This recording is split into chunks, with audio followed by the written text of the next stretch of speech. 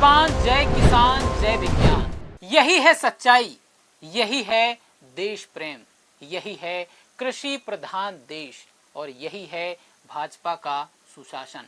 यही है कृषि मंत्री मामा का अपना गृह राज्य और यही है किसान निधि देने के पीछे की कहानी, जिससे किसान अपने साथ होते अन्याय को थूक का घूंट समझकर गटक लें।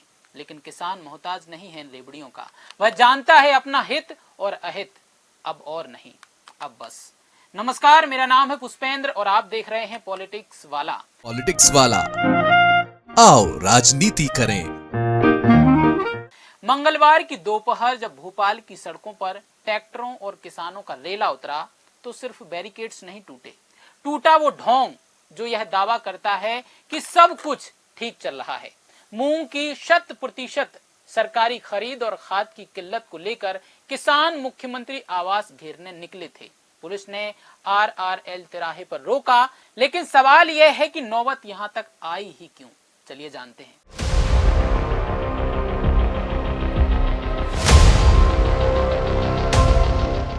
शायद एक भी ऐसा बीजेपी शासित राज्य बाकी नहीं रहा जहां जनता सड़कों पर ना हो। कहीं विद्यार्थी सड़कों पर हैं, कहीं किसान तो कहीं आदिवासी। लेकिन अभी बात भोपाल में हो रहे किसान आंदोलन की। इन तस्वीरों का सबसे कड़वा पहलू देखिए। केंद्र में कृषि मंत्रालय की कमान किसके पास है? शिवराज सिंह चौहान, वो नेता जो खुद को किसान पुत्र और मध्य प्रदेश का मामा कहते हैं। 4 बार राज्य के मुख्यमंत्री रहे और आज देश की पूरी कृषि नीति तय करते हैं।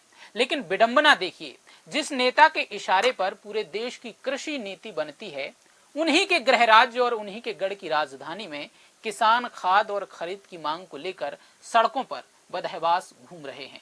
अगर केंद्रीय कृषि मंत्री के अपने ही राज्य में किसान को अपनी जायज फसल बिकवाने के लिए मुख्यमंत्री आवास का घेराव करना पड़े, तो दिल्ली के कृषि मंत्रालय में बैठकर बनाए जा रहे बड़े बड़े दावों की हकीकत क्या बचती है?